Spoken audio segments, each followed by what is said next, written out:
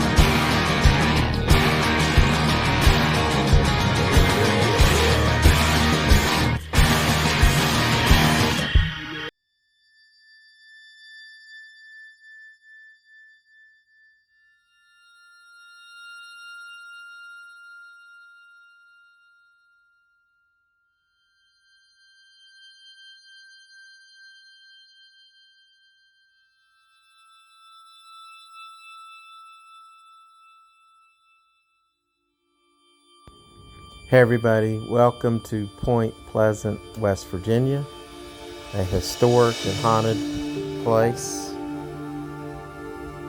Has rich in history from the Battle of Point Pleasant, the death of Cornstalk and his curse. Famous people like George Washington tried to settle this land. And of course, the Mothman has haunted this area and is still seen today from time to time.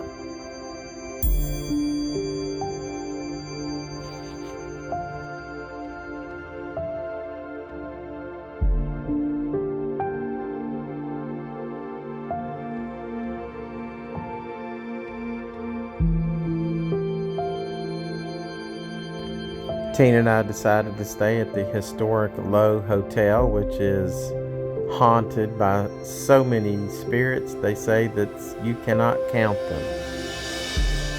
I will say that my camera equipment failed on numerous occasions while in Point Pleasant.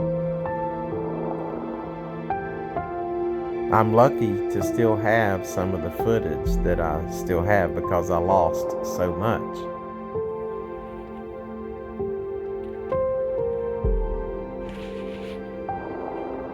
Let's look inside now to the famous and historic Lowe Hotel.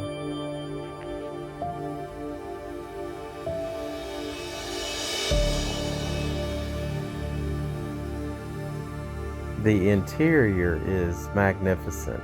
There's antiques everywhere.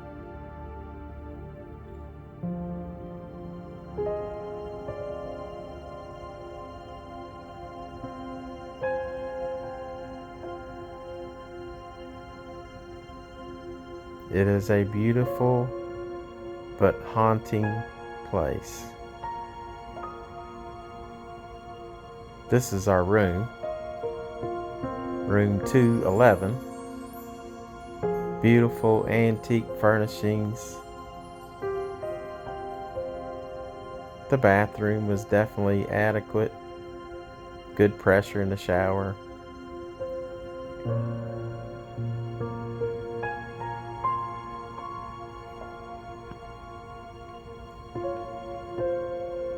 Tina was there watching me film.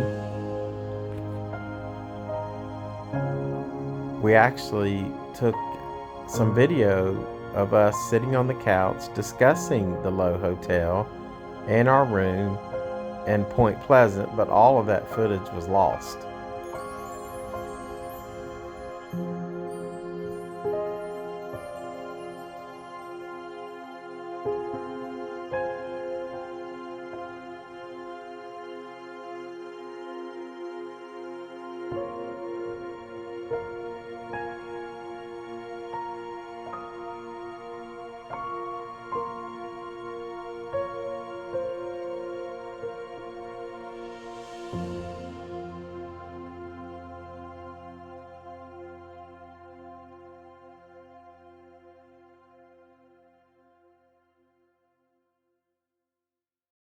So after looking around the Lowe Hotel and checking in, we headed down to the main street of Point Pleasant and checked out.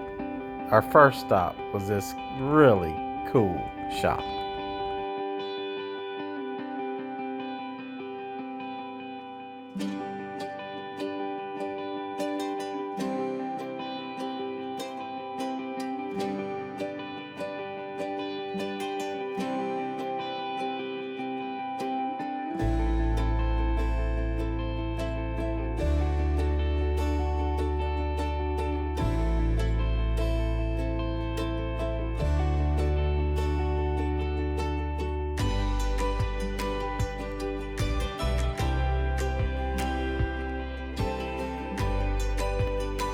All right, I'm saying we stopped in this really cool shop.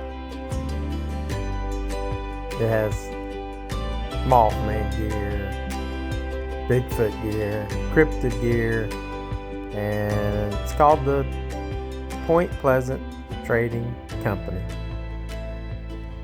We love it. I had to talk over because there was some copyright music. All right, so we're here with Brittany.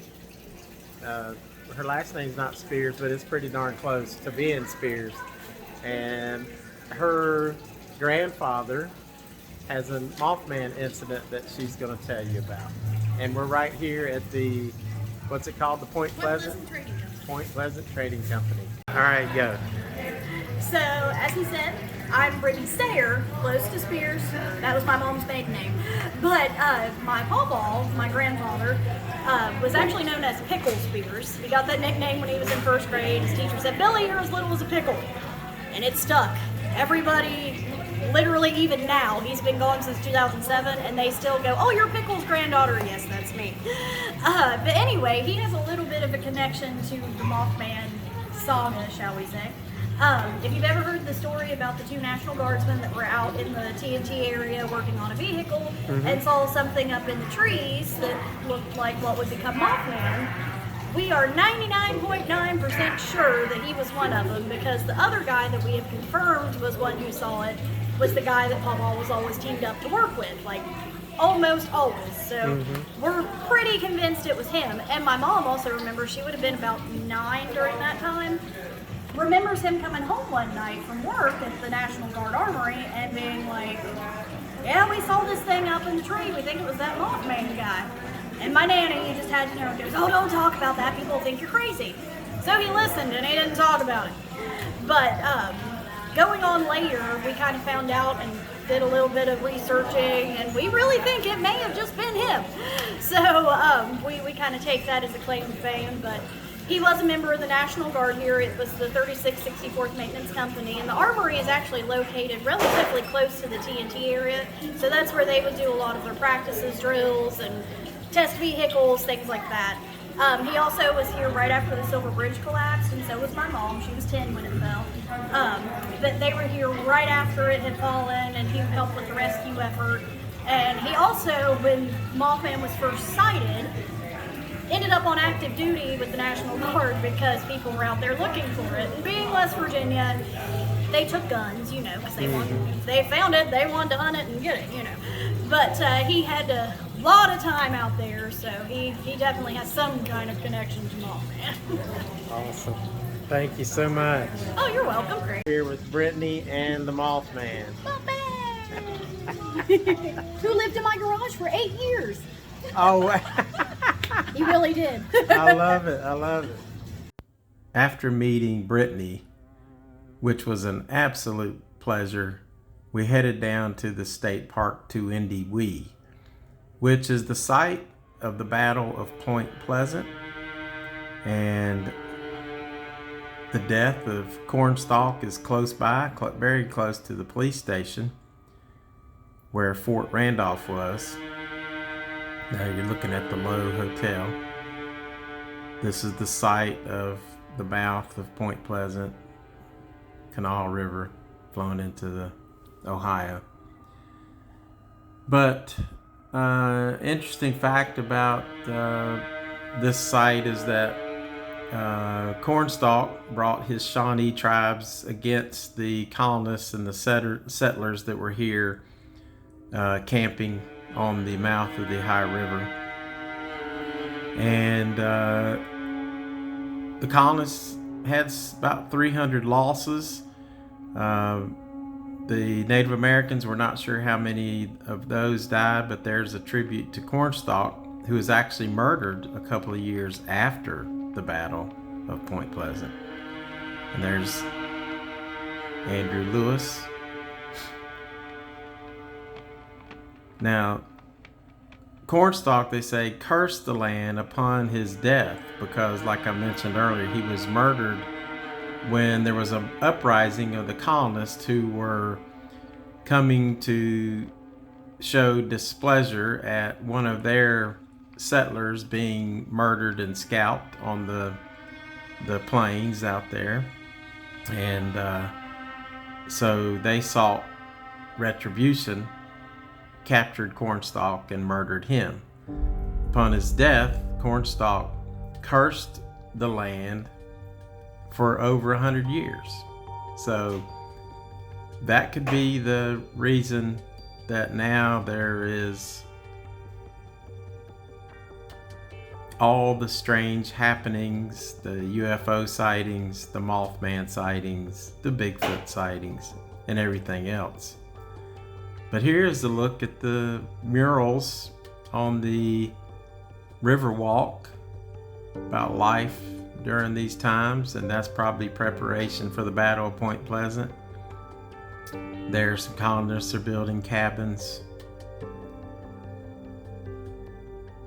The artwork is absolutely beautiful. There's Williamsburg. They got permission from Lord Dunmore to try to settle this land at Point Pleasant.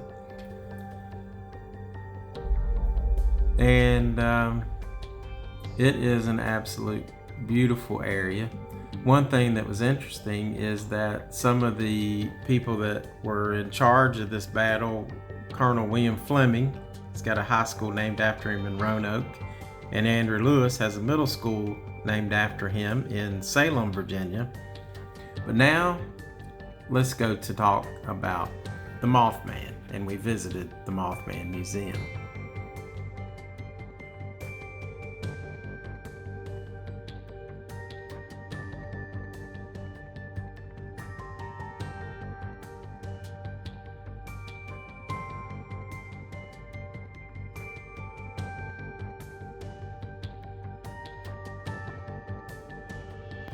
This is the site of the first Mothman sighting. It's a very eerie place. We had actually recorded driving down the road to get here. That footage is lost. We actually have some talks about this area while we were there. That footage was lost. These are what they call igloos. There were ammunition stores. There were 96 of those here. We only went into a couple of them and we realized every step you take, just how scary they were. Every sound you make echoes.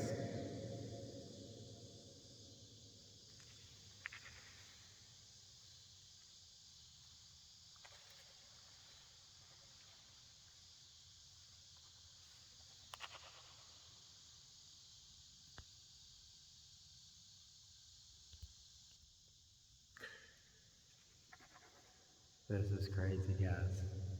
It is crazy in here. It's creepy.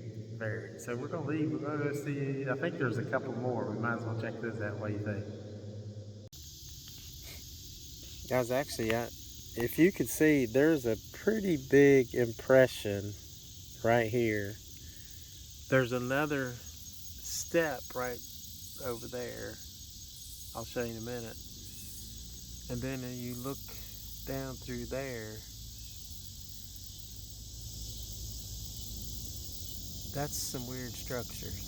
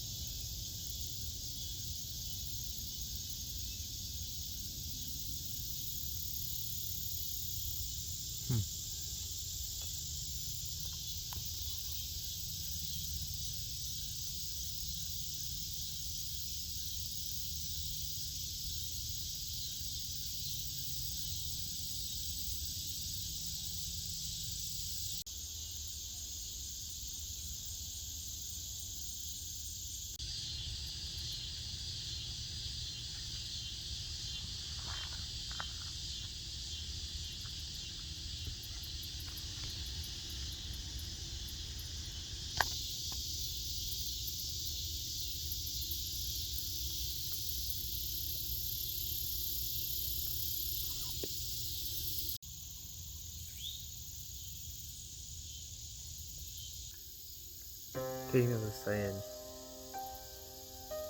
it looks like somebody spray painted those, but guys, this place is, I don't know,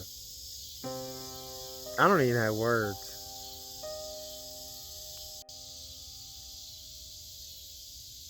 I'm just watching everywhere. Keeps my eyes out. Ooh, what was the hell? Oh, it was a bug. I was like, what was that?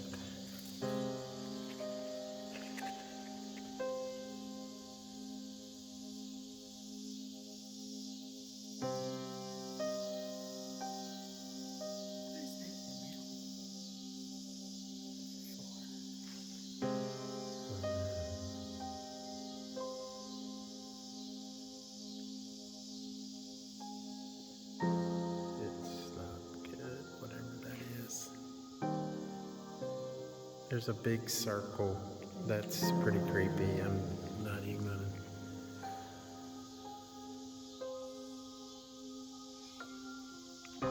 Yep.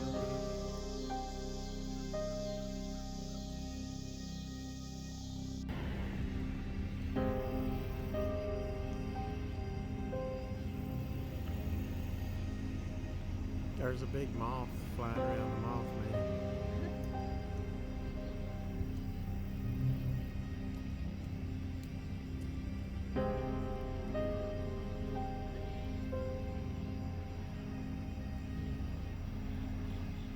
Actually, I'm not quite sure what that is.